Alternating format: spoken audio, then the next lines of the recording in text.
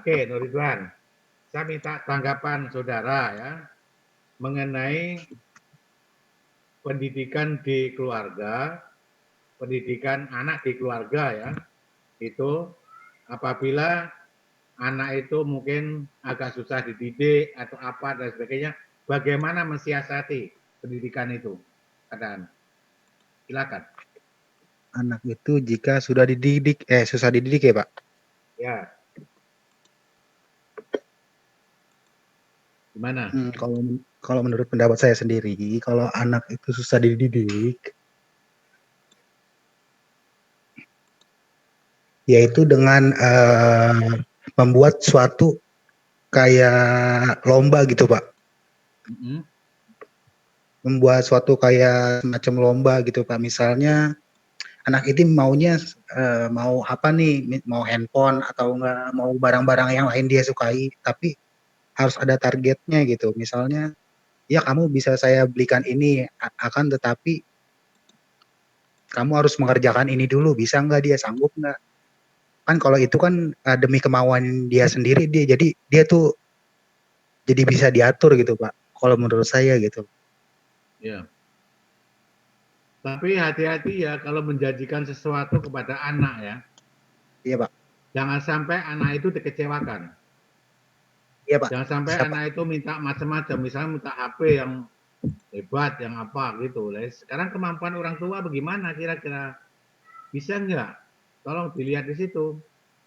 Jangan Iya Pak. dianin, oh nanti saya kasih hadiah begini, hadiahnya kita ini repot kan gimana? Makanya gimana caranya didik anak yang bandel begitu, yang pengaruh lingkungan itu, terutama pengaruh lingkungan sangat tinggi sekali. Ya itu orang tua. Jadi trik pertama, tolong orang Ya. tua, bapak dan ibu harus transparansi terhadap pendapatannya.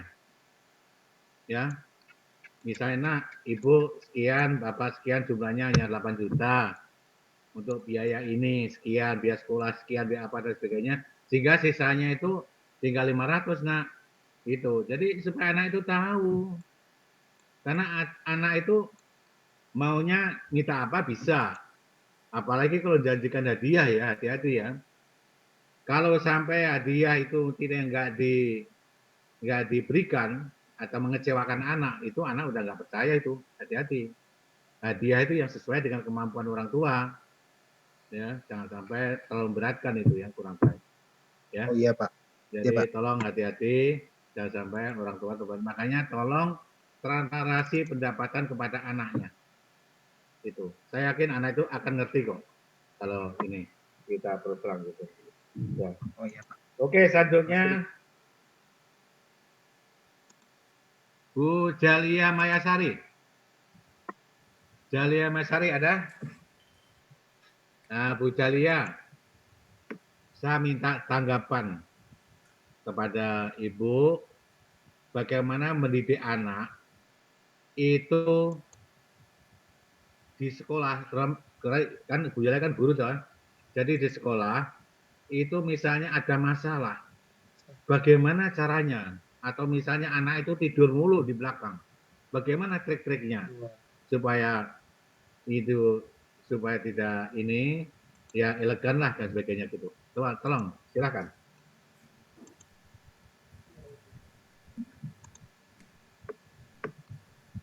Kurang keras tuh, nggak dengeran. Audionya nggak dengeran. Berapa kali terjadi juga di kelas saya, Pak. Jadi Ya. Ada siswa yang tidur pada pertama kali, tapi pada saat itu saya minta sama temennya, biarkan saja dulu nanti ketika bangun nanti ditahu. Jadi ketika dia bangun, saya siasati untuk memberikan pertanyaan. Jadi agar dia tidak mengantuk, saya sering bertanya ke dia yang tidur itu, Pak.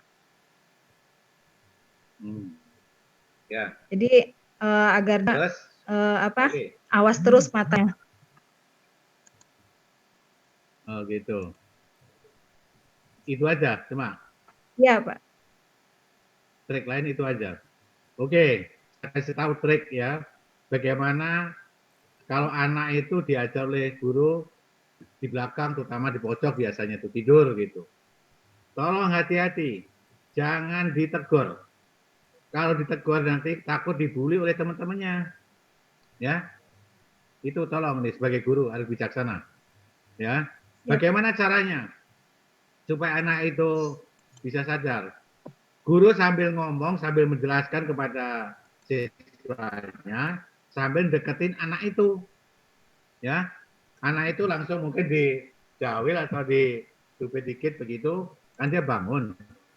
Yang tahu kan hanya gurunya, yang lainnya kan nggak tahu karena lainnya kan dengarkan penjelasan kita. Itu aman. Kasihan nanti begitu di luar, weh si Ali tidur di sekolah apa gimana itu kan nggak enak, ya. Tolong itu yang penting kita triknya. Nah, kalau anak tidur itu pasti ada masalah, Bu. Gimana caranya kita mengurek masalah kepada anak? Kalau guru ingin mengurek masalah kepada anak, tolong jangan bertindak sebagai guru. Bertindaklah sebagai teman, sebagai sahabat. Dengan kita menepuk dadanya apa, punggungnya apa dan sebagainya. Nak, kamu kok akhir ini kok tidur mulu dan pelajarmu kok makin menurun. Apa sih sebenarnya? Coba ibu pengen tahu. Gitu. Nah, kalau anak itu sudah memberitahu secara jujur dan sebagainya, baru orang tuanya dipanggil, Bu.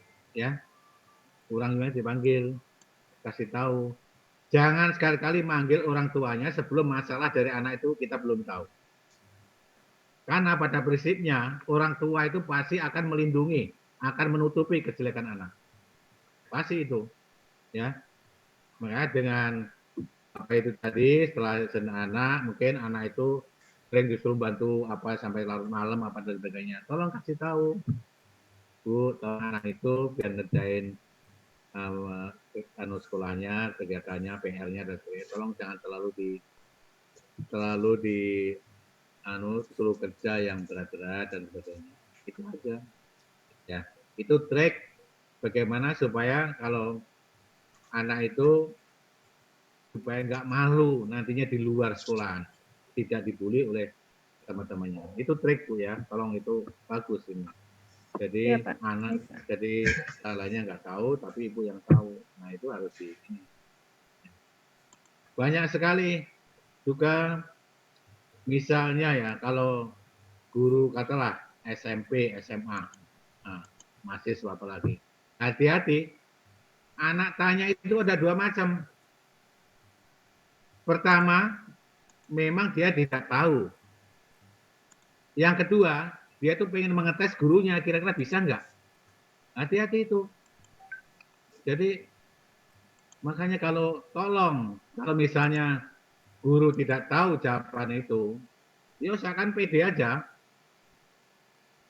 Jangan sampai ada jawaban, maaf nak ya, waduh saya belum baca ya, nanti besok ya nak ya gitu. Tolong, jangan sampai dijawab begitu. Karena kewibawaan guru itu bisa hancur ya di depan anak itu. Kadang-kadang nanti bisa ke rumah dia, bilang, Pak, itu Bu Guru saya tanya gini aja nggak tahu apa. Akhirnya kan mana-mana. Ya. Bagaimana triknya? Triknya pertama, ibu kan menguasai kelas itu. Di dalam kelas itu ada yang terbaik satu, terbaik dua, atau terbaik tiga.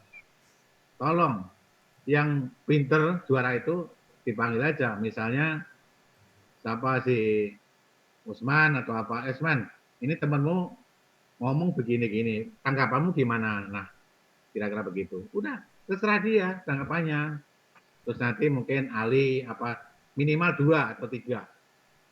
Setelah ada jawaban dua tiga itu, baru situ rangkum secara cepat dan menjelaskan pada anak itu secara pede, jangan sampai ragu-ragu, ya pede aja, salah dikit nggak masalah, dia tuh paling diem aja gitu, ya itu trik-trik ya, trik-trik dalam apa itu mengajar supaya kita kewibawaan kita sebagai baik itu kira-kira ya itu banyak sekali hal-hal yang perlu dilakukan oleh guru itu memang tidak bisa kita hanya merintah apa dan sebagainya, tapi harus pendekatan juga kreasi guru. Makanya tolong sebagai guru, kalau saudara besok paginya akan ngajar, tolong malamnya disiapkan materi ajarnya secara global aja, ya. Yang kedua, tolong jangan sampai masalah rumah jangan dibawa ke sekolahan, ya. Itu hati-hati. Nah, berantem dengan suaminya, bawa nanti cerita sama temennya apa, jangan, ya. Jangan, itu hati-hati. Gitu. Jadi nanti kalau masalah itu nggak ada apa, jadi kita ngajar juga enak karena materi sudah kita siapkan. Ya secara garis besar aja dah, supaya kita nggak lari kemana-mana, gitu. Ya. Ya kita bisa gunakan metodenya mengajar itu apa. Misalnya ceramah. Oke, memang ceramah itu penting. Ceramah ngomong dulu selamat pagi, nah apa dan sebagainya. Nah, jangan terlalu lama ceramahnya. Biasanya anak itu gelisah apa saja. Ganti lagi mungkin metode diskusi, metode apa dan sebagainya. Itu caranya, ya. Makanya dengan materi Bapak atau Ibu guru apa itu udah bisa, saya yakin itu masalah bisa diatasi. Ya. Oke, selanjutnya saya tanya ke Pak Dwi Widodo. Dwi Widodo, ya. Oke, tolong Pak Widodo. Ya, siapa? Tanggapan saudara tentang pergaulan anak itu di masyarakat. Di mana masyarakat itu kalau kurang kondusif, gimana kira-kira? Oke, terima kasih, Pak. Oke, untuk mengatasi pergaulan anak di lingkungan sosial masyarakat, Pak ya. Oke, untuk melindungi anak atau membatasi sebetulnya tidak perlu dibatasi, Pak. Tapi yang penting kita bimbing. Dalam arti kata di sini juga dari dasarnya dari ganya dulu, Pak. Awalnya dulu. Ini orang tua sepertinya ya kalau kita bilang harus memprotek anak untuk zaman sekarang saya rasa tidak mungkin kita dapat memprotek 100%, Pak. Sepintar-pintarnya ataupun secanggih-canggihnya alat tetap anak itu pasti lebih pintar dari kita, Pak, kalau masalah sosial lingkungan lah, apalagi kalau udah ngumpul sama teman-temannya. Dan tugas kita sebetulnya gini, Pak, kita hanya memberikan masukan-masukan ke anak-anak atau memberi peringatan lah, wejangan ke anak agar anak itu bisa membatasi dirinya sendiri dalam bergaul, Pak. Pintar memilah-milah antara teman, karena teman di sini juga walaupun lingkungan itu banyak preman ataupun kondusif sekalipun dalam arti tetap yang namanya lingkungan kita tidak berani menjamin 100% bahwa itu memberikan pengaruh positif ataupun negatif kepada si anak.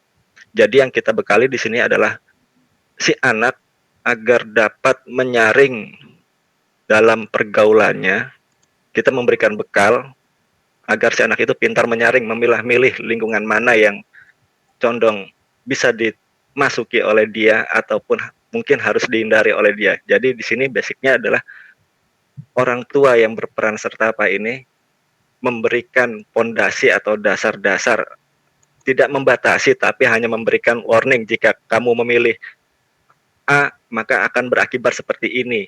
Jika kalian memilih B, kalian akan menjadi seperti ini. Nah, itu yang harus kita jelaskan, Pak. Agar anak mungkin nanti juga bisa berpikir, oh iya, kalau kita nanti ikut lingkungan ke sini, kita akan jadi begini. Jadi seperti itu aja, Pak. Jadi pada dasarnya ini orang tua yang harus memberi batasan agar anak dapat menyaring secara pribadi, Pak. Karena kita nggak tahu pergaulan anak ada di mana nantinya, Pak. Jadi anak dimanapun dia tanpa ada orang tuanya sekalipun atau keluarganya, dia bisa memilah-milah teman dan bersosialnya dia, Pak. Terima kasih, Pak. Itu aja. Oke, terima kasih atas penjelasannya. Sekarang saya ke Pak Rifki Hasbullah.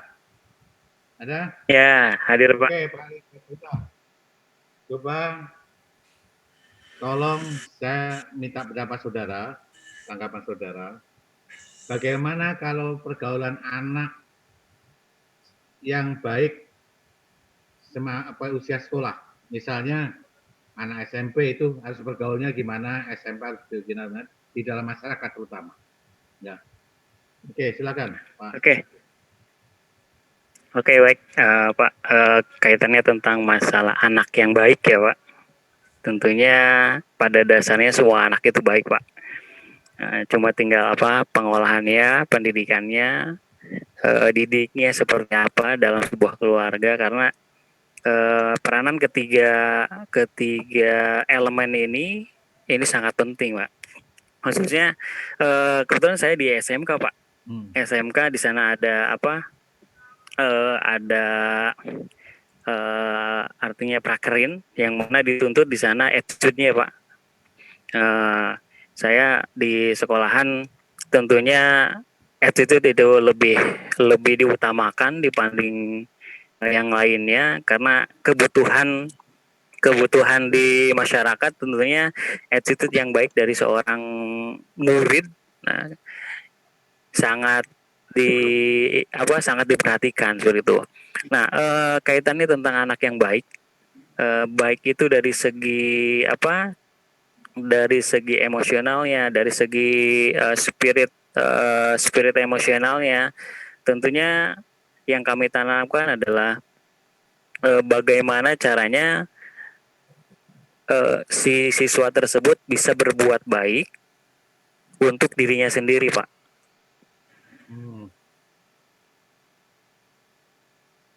Ya. Kok suaranya hilang? Halo? Suaranya kok hilang dikit? Halo, Pak? Ada, Pak? Ya. Iya, itu Pak, udah, Pak.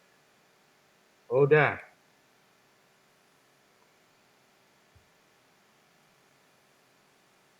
Kalau Pak Rivaldi Nugroho udah saya panggil belum? Belum, Pak. Ya. Belum, oke. Tolong ya Pak Rivaldi. Belum. Bapak punya pendapat atau tanggapan saudara tentang pergaulan anak ya di dalam masyarakat atau di sekolah, di mana anak saudara itu maunya menang atau enggak menghargai orang lain, enggak menghargai teman yang lain. Bagaimana trik saudara untuk ngasih tahu anak itu? Baik.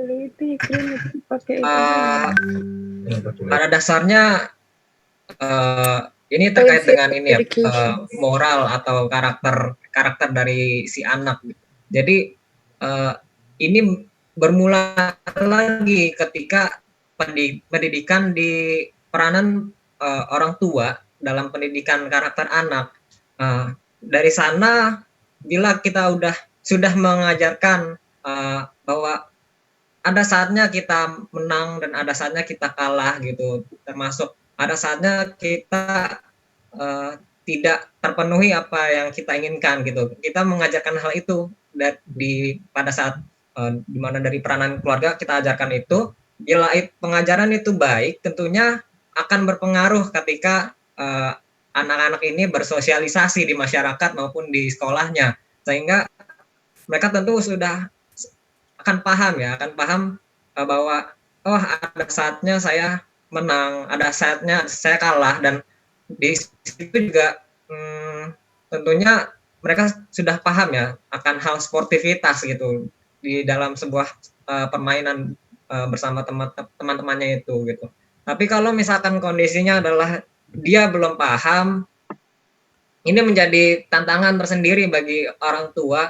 Tentunya akan berpikir bahwa ada yang salah dari pengajaran orang tua terhadap anak mengenai hal itu gitu. Jadi alangkah baiknya tetap diajarkan bahwa orang tua bisa secara tegas memberitahu bahwa tidak selamanya apa yang diinginkan oleh anak, apa yang ingin dimenangkan itu berhasil dimenangkan atau berhasil didapatkan seperti itu.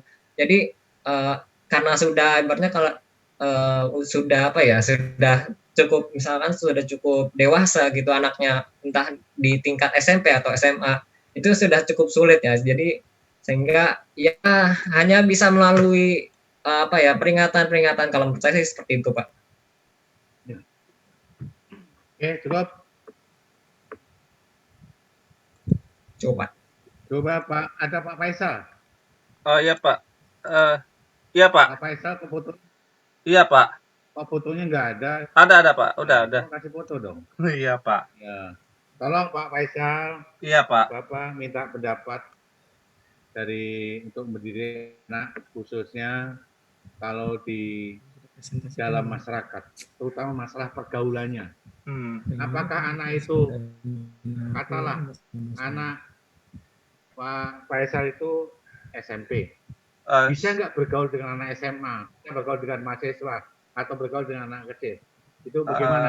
Dan bagaimana caranya mengasih tahu, menasihati? Silakan. Kalau menurut saya intinya yang paling terpenting adalah ini sopan santun Pak. Sopan santun kepada yang anak SMP nih, sopan santun kepada anak SMA dan sopan santun kepada mahasiswa. Ya kurang lebih seperti itulah, harus diajarkan sopan santun. Sopan santun misalnya, maaf Kak, saya ini gitu, seperti itulah Pak. Kurang lebihnya seperti itu. Jadi harus diajarkan sopan santun dulu. Itu yang maksud saya.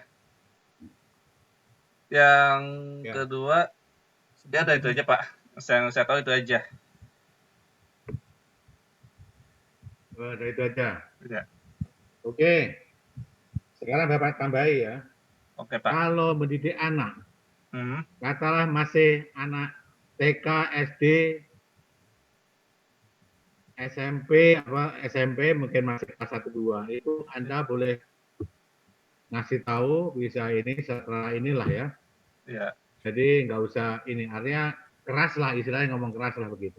Tapi hati-hati kalau Anda sudah punya anak SMA, mahasiswa, itu komunikatif, nggak boleh semacam ngomong keras apa dan sebagainya.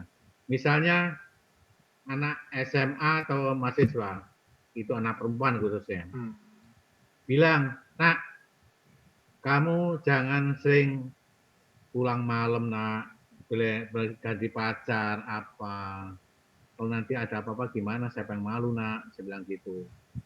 Tapi kalau anak itu tadi tidak dampaknya tidak dikasih tahu, biasanya anak begini, saya nggak boleh pulang malam, dia pulang pagi malahan. Itu. Jadi anak bisa begitu, saya nggak boleh pulang malam, ya pulang pagi aja. Begitu. Nah itu kadang-kadang tolong itu dihindari.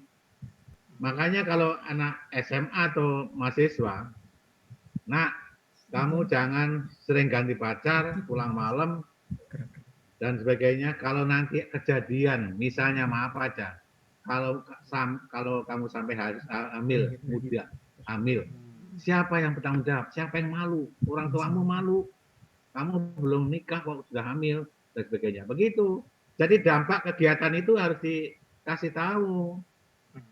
Kalau anak SD, SMP, kamu nggak boleh ke sana, ya udah nggak masalah.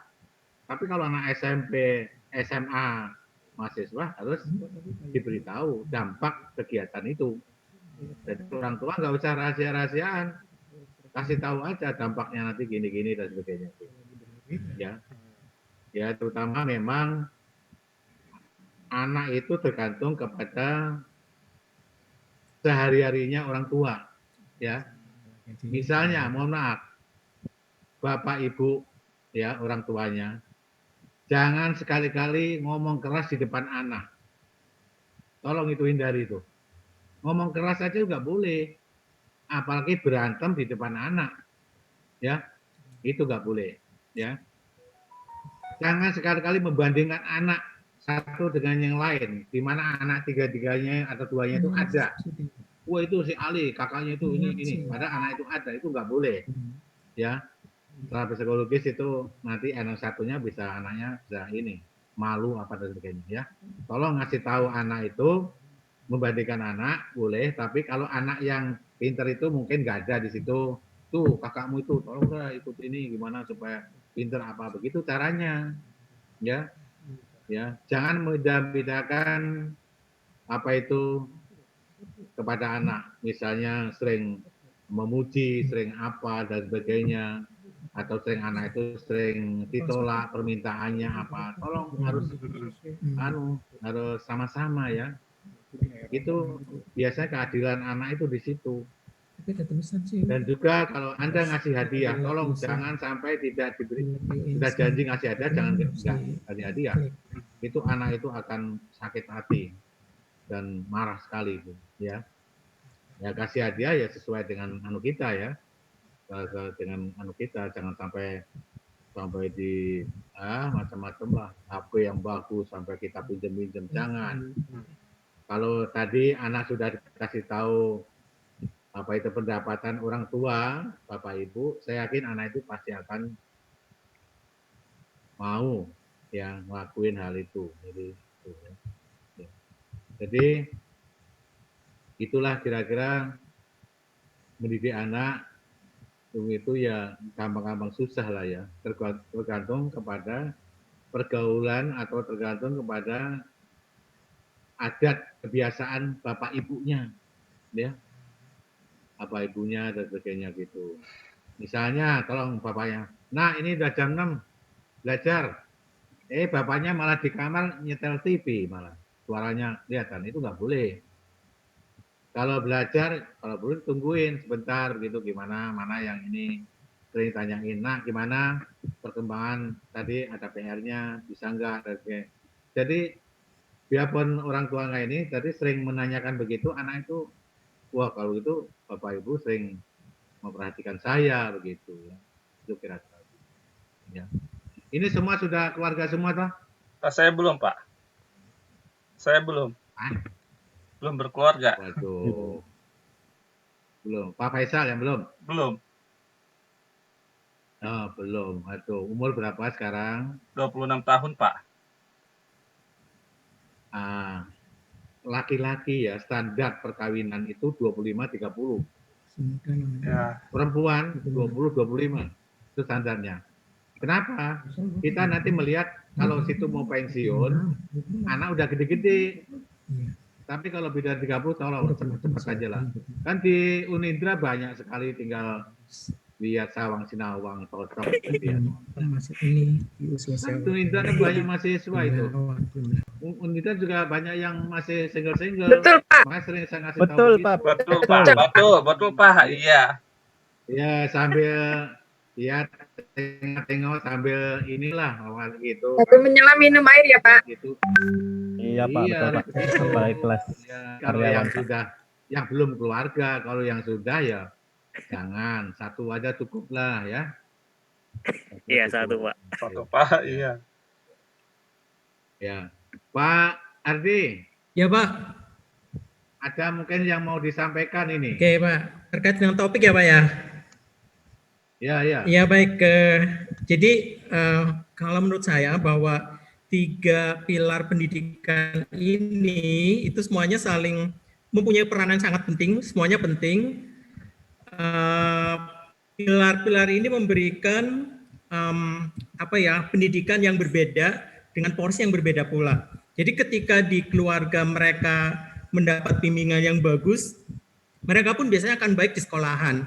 Dan di sekolahan baik, mereka pun akan baik di masyarakat gitu. Nah, kalau di keluarga kan tadi sudah banyak disampaikan bahwa perannya adalah memberikan pondasi atau dasar itu ya Pak ya. Misalnya kayak nilai-nilai agama, kemudian etika, moral dan sebagainya. Nah, di situ yang harus kuat dulu diletakkan dasar yang kuat dulu, pendidikan, agama, etika dan sebagainya. Nah, ketika mereka di sekolahan, mereka adalah belajar sesuatu yang berbeda gitu, karena lebih banyak porsinya kepada belajar tentang ilmu, tentang skill gitu kan, tentang keahlian gitu yang bisa mereka pakai atau diterapkan ketika mereka memasuki usia dewasa gitu, ketika mereka sudah menjadi bagian dari masyarakat atau berprofesi sebagai pekerja gitu. Nah, kemudian yang terakhir adalah pilar yang ketiga adalah masyarakat gitu. Nah, kalau di masyarakat ini juga sangat penting perannya, dan ini sangat kritis gitu, artinya karena memang resikonya itu lebih banyak negatifnya seperti itu. Tapi memang kalau di keluarga sudah baik, di sekolah sudah baik, di sini pun dia akan baik gitu. Nah, karena di masyarakat adalah memberikan suatu pelajaran berbeda pula. Mereka di sana ketemu masyarakat yang beraneka ragam gitu kan, beda budaya, beda pendidikan, beda usia dan sebagainya. Tapi fungsinya di situ adalah justru untuk mendewasakan anak di situ di masyarakat. Karena dari pengalaman yang mereka peroleh, mereka akan belajar gitu.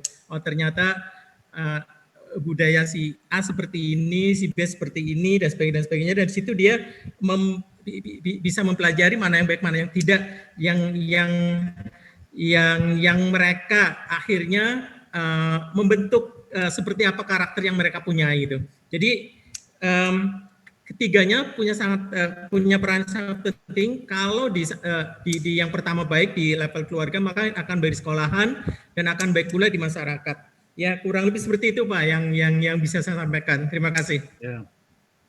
Oke, sambil nunggu waktu ini mungkin ada pertanyaan dari apa itu audien, dari peserta, dari mahasiswa. Silakan tanya, silakan.